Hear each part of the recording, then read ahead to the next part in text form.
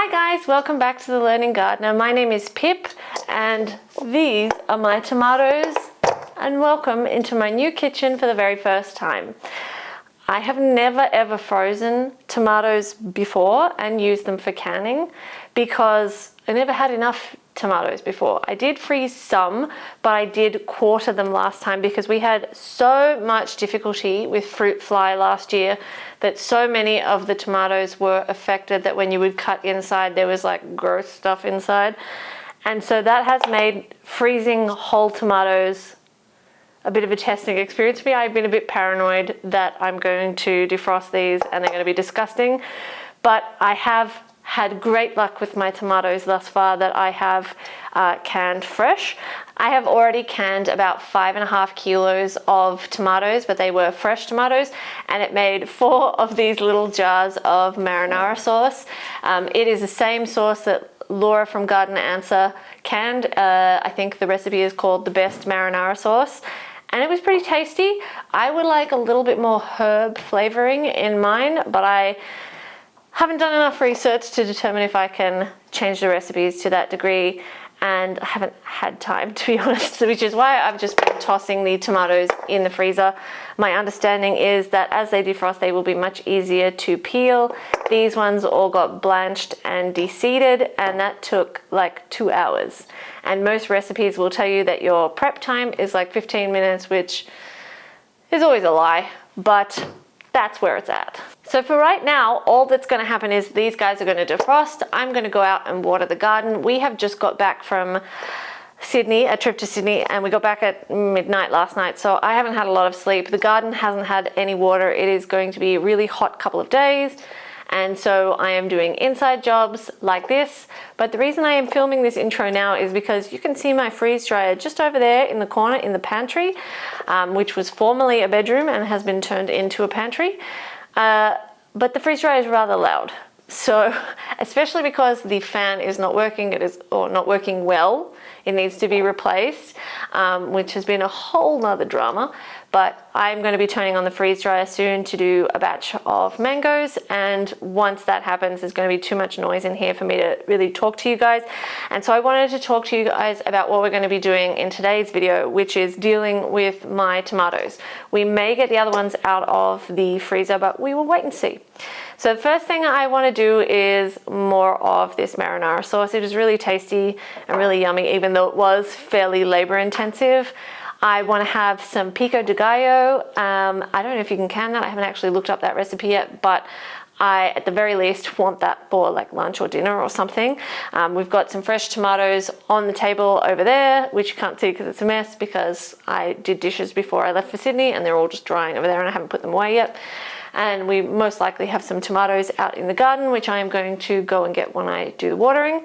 I want to make the ball recipe, which is like a basil and a tomato canned recipe, but it depends how many tomatoes we have and how long it takes. So I'm just defrosting this first batch and we'll see how we go. I have a habit of trying to do more than I can in the time available, and so I'm trying to be realistic because I don't want to refreeze or just waste tomatoes, and plus refrozen tomatoes would be gross.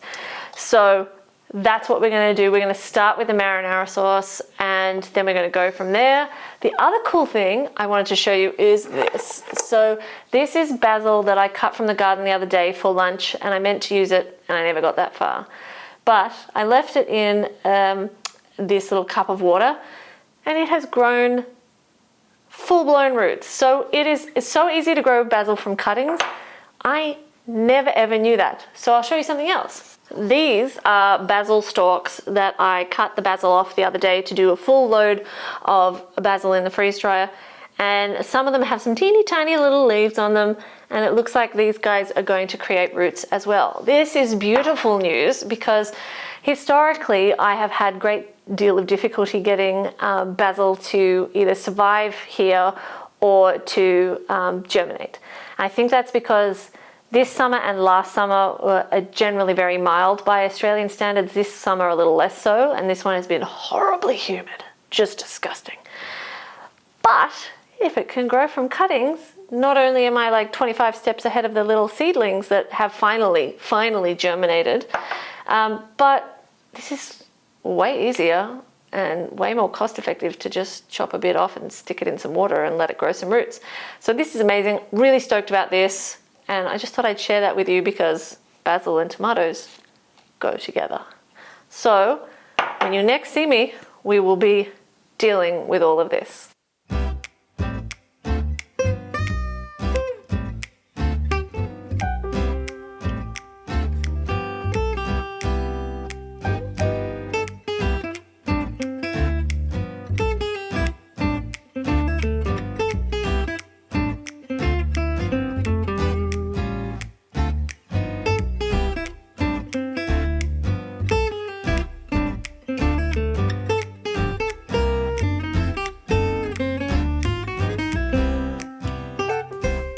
The first step in making the marinara sauce is to de-seed and remove the peels off all the tomatoes. So I put the peels aside because I thought waste not, want not. I'm going to freeze dry those and powder them and turn them into a beautiful tomato powder. But without a special machine to do this for me, this process took forever. So I'm always amused by the prep time on some of these canning recipes, saying that it's only 10 to 15 minutes of prep time. They're always infinitely longer than that.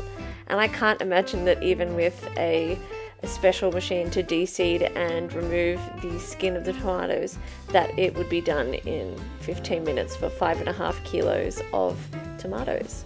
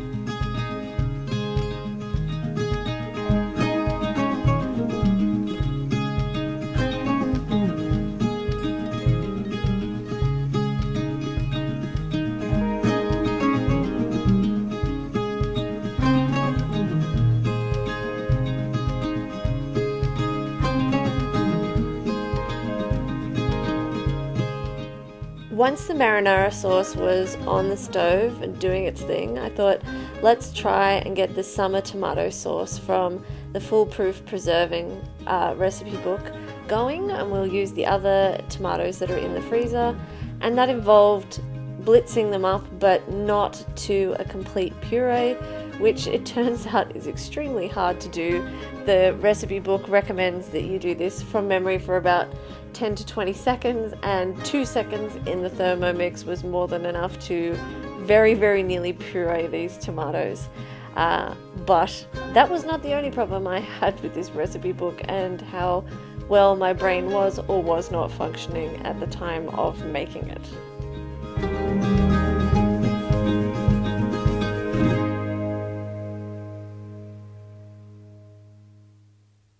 So bit by bit, I started adding the ingredients to this beautiful sauce and checking on the marinara sauce. And I felt really chuffed with myself that I was able to grow this many tomatoes. I've never ever grown this many tomatoes. And this is only really the beginning of my tomato season. And to not have the massive fruit fly issues of last year and to be able to grow so much produce has really been very exciting, especially when I had zero time to plan the garden, zero time to plan what I actually wanted in the garden. It was just chuck some seeds in the soil, whatever turns up, we will throw it in the garden beds and we'll just work it out later. It has been a chaotic year full of work, but I was really very impressed to see this coming. I was so stoked that I was going to be able to can up 10 kilos of homegrown tomatoes until it got to this vinegar. So it suggested that you measure out half a cup of vinegar and have it ready. And from memory, the recipe book then says to take parts of this vinegar and put it in each individual jar to act as the acidifying component. And I dumped it in the whole thing because I wasn't reading properly and I ruined the sauce. And once I realized this, it was like a mad panic to try and work out how I could possibly fix it without ruining the acidity of the sauce and therefore the ability of it to preserve.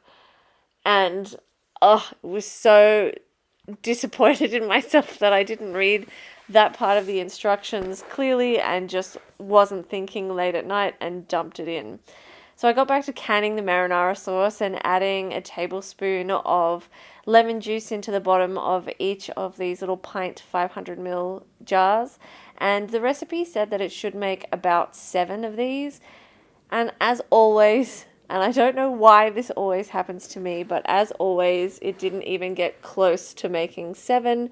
We got another 4 or 5 jars from this mixture, but it's so tasty. I don't know if I care all that much that it doesn't turn out to be as much as what they say that will be in the recipe book. It just amazes me how many tomatoes it takes to make a small amount of sauce, and you suddenly realize how many tomatoes you would need to make, for example, a year's supply of sauce and diced tomatoes and passata and tomato paste.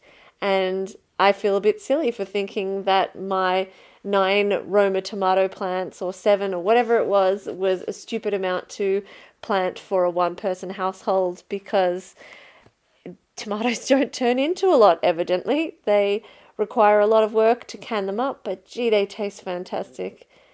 And this was a learning curve for sure. Canning these tomatoes, a massive learning curve.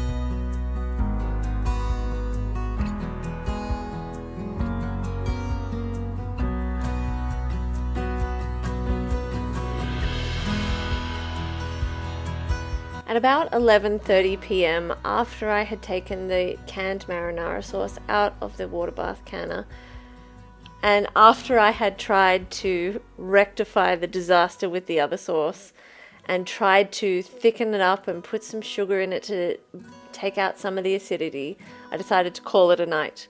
So the next day I got that sauce back out to give it another go, splattered myself with it, but soldiered on and had to put in so much sugar in order to cut the acidity of all of that vinegar. And for the life of me, I can't understand why they tell you to use half a cup of vinegar when it should just say something to the effect of put 1 tablespoon of vinegar in each jar, or whatever the amount is that they actually want you to use. Not that it's their fault, it's 1000% my fault. I also discovered I had my first lid failure.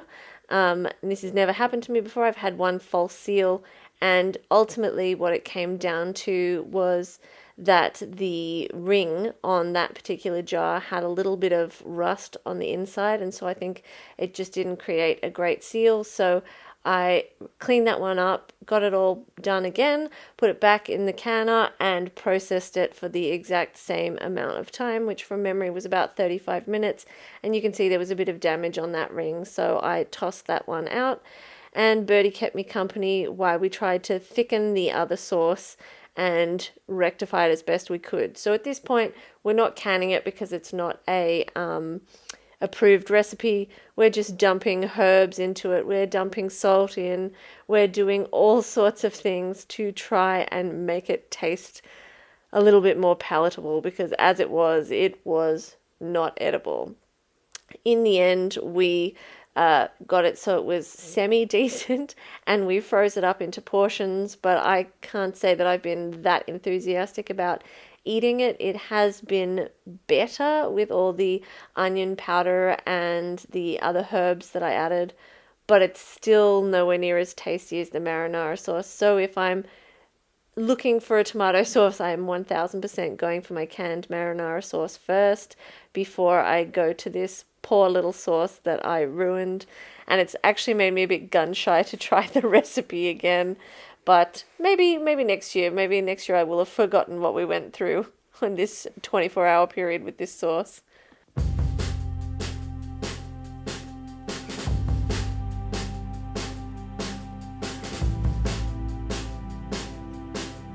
Just in case the freeze dryer is still going by the time I finish this project, I am filming this outro now because in all likelihood the freeze dryer will still be going. The average large freeze dryer load of mangoes historically has taken 54 hours, and that was before the fan spat the dummy and before summer days got involved. So I just really want to say thank you guys for hanging out with us. I really appreciate you guys coming to this channel and enjoying our videos. We'll see you in the next one. Thanks for watching.